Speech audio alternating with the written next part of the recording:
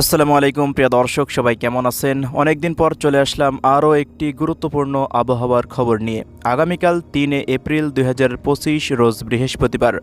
আগামী ২৪ ঘন্টা থেকে ৪৮ ঘন্টার মধ্যে সারা বাংলাদেশের আবহাওয়া পরিস্থিতি কেমন থাকতে পারে, চলমান তীব্র তাপপ্রবাহ আর কতদিন অব্যাহত থাকবে এবং কোন কোন জেলা অঞ্চলগুলোতে তাপমাত্রা পরিস্থিতি আরও বৃদ্ধি পেতে পারে, এছাড়া আগামী ৬ তারিখের মধ্যেই দেশের বিভিন্ন অঞ্চল জুড়ে আবারও কালবৈশাখী ঝড় এবং ভারী থেকে অতি ভারী বৃষ্টিপাত হতে পারে এমনটাই সম্ভাবনা দেখা যাচ্ছে ইউরোপিয়ান আবহাওয়ার পূর্বাভাস মডেলের রাডারগুলো থেকে।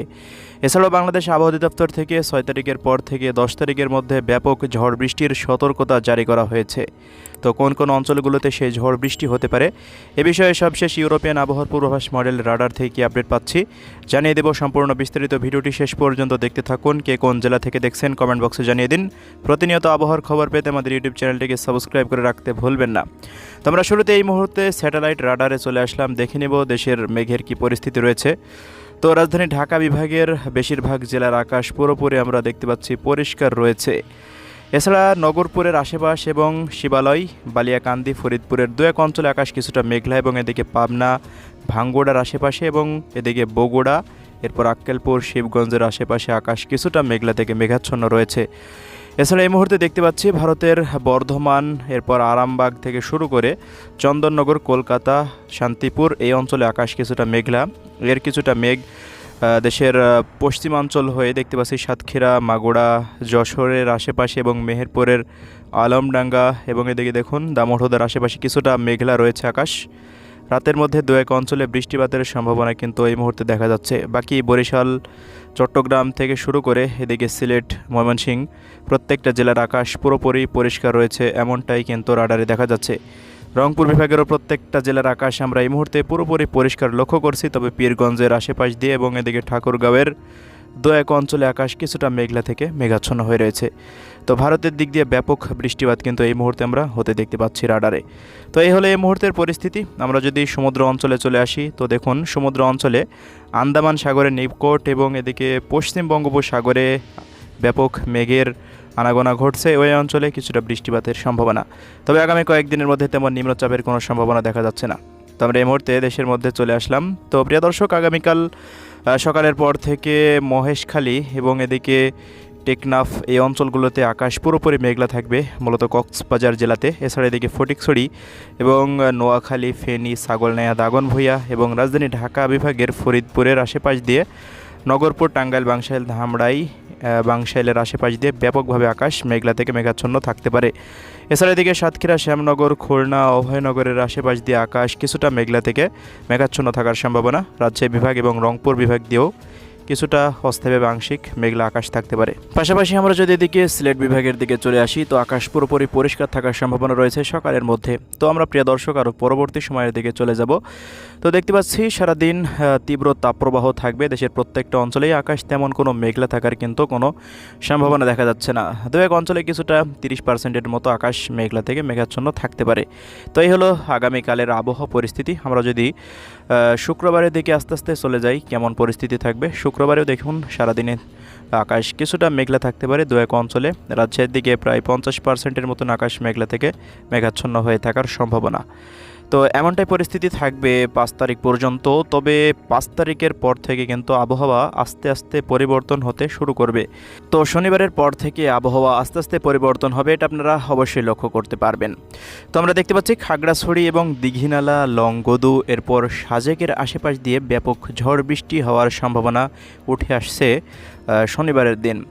কক্সবাজার থেকে শুরু করে চট্টগ্রাম বিভাগের প্রত্যেকটা জেলার আকাশ মেঘলা থাকবে। এদিকে কুমিল্লা, লাকসাম, ব্রাহ্মণবাড়িয়ার আশেপাশ দিয়ে ঝড় বৃষ্টি হওয়ার সম্ভাবনা কিন্তু আমরা দেখতে পাচ্ছি। বরিশাল বিভাগের আশপাশ দিয়ে আকাশ কিছুটা মেঘলা থেকে মেঘাচ্ছন্ন হয়ে থাকতে পারে 5 তারিখের পর।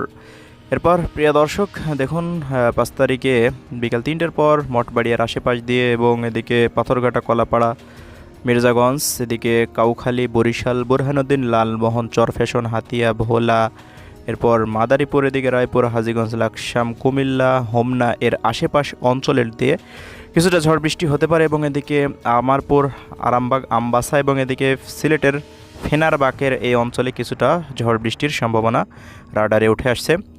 বাকি রংপুর, রাজশাহী এবং খুলনা বিভাগের কোনো অঞ্চলেই তেমন বৃষ্টিপাতের পূর্বাভাস দেখা যাচ্ছে না। ঢাকা বিভাগেও আবহাওয়া পরিষ্কার থাকবে, তবে 6 তারিখের পর থেকে ব্যাপক ঝড় বৃষ্টি দেশের পূর্বাঞ্চলে হয়ে প্রবেশ করতে পারে। দেখুন, এই যে সিলেট বিভাগের প্রত্যেকটা অঞ্চলে দেখতে পাচ্ছি কামালগঞ্জ থেকে শুরু করে এদিকে মূলত সিলেটের যে 4টা জেলা রয়েছে হবিগঞ্জ, সুনামগঞ্জ, মৌলভীবাজার, সিলেট প্রত্যেকটা অঞ্চলেই বৃষ্টিপাতের ব্যাপক সম্ভাবনা দেখা যাচ্ছে। ঢাকার আশেপাশ দিয়ে দোহার, মুন্সিগঞ্জ, শিবগঞ্জ, মাদারীপুর এবং এদিকে খুলনার 2-1 অঞ্চলে আকাশ ব্যাপক মেঘলা থাকবে। 6 তারিখের পর থেকে দেখতে পাচ্ছি আমরা ময়মনসিংহ বিভাগের প্রত্যেকটা অঞ্চলের আকাশ মেঘলা থাকবে এবং সন্ধ্যার পর এবং মূলত সন্ধ্যা না, সকালের পর থেকেই আকাশ মেঘলা থেকে মেঘাচ্ছন্ন হতে শুরু করবে। এই মেঘগুলো আস্তে আস্তে দেশের উত্তর অঞ্চলের দিকে ছড়িয়ে পড়ার সম্ভাবনা দেখা যাচ্ছে। তো বেলা 2টার পর রাজধানী ঢাকা বিভাগের বেশিরভাগ জেলাতেই ঢাকা, ধামরাই এবং নরসিংদী, মুন্সিগঞ্জ, নারায়ণগঞ্জ এবং এদিকে নগরপুর, টাঙ্গাইল, বাংশাইল এবং এদিকে মাদারীপুর, শরীয়তপুর, এরপর ফরিদপুর, এরপর এদিকে রাজবাড়ির আশেপাশ দিয়ে ব্যাপক বৃষ্টিপাতের সম্ভাবনা দেখা যাচ্ছে। এছাড়াও চট্টগ্রাম বিভাগের রাঙ্গামাটি, খাগড়াছড়ি, বিলাইছড়ি, রাজস্থলী, রাওয়ানছড়ি, হাটহাজারী এর আশেপাশের অঞ্চল দিয়ে ব্যাপক বৃষ্টিপাতের সম্ভাবনা দেখা যাচ্ছে। এর পরবর্তী সময়ের দিক দিয়ে রাজধানী ঢাকা বিভাগের দিক দিয়ে আবারও সেই বজ্রবাহী মেঘগুলো চলে আসার সম্ভাবনা। তো এই মুহূর্তে চট্টগ্রাম বিভাগের আমরা দেখতে পাচ্ছি যে জেলাগুলো রয়েছে প্রত্যেকটা জেলাতেই তীব্র কালবৈশাখী ঝড়সহ ভারী বৃষ্টিপাত এবং শিলাবৃষ্টির সতর্কতা দেখা যাচ্ছে। তো এই হলো 6 তারিখের পরিস্থিতি। ঢাকার দিক দিয়ে কিন্তু ব্যাপক বৃষ্টিপাত আসতে চলেছে। আমরা আস্তে আস্তে পরবর্তী সময়ের দিকে চলে যাব 7 তারিখে। 7 তারিখ সোমবার দেখা যাচ্ছে আবহাওয়া মোটামুটি পরিষ্কার থাকছে সারা দেশে, তবে প্রায় 90% আশেপাশে আকাশ মেঘলা থাকবে রাজশাহী বিভাগের দিক দিয়ে, এমনটাই সম্ভাবনা দেখা যাচ্ছে। তবে আবহাওয়া পরিস্থিতি পরিবর্তনশীল, তাই পরিবর্তন হয়ে যাওয়ারও ব্যাপক সম্ভাবনা থাকতে পারে।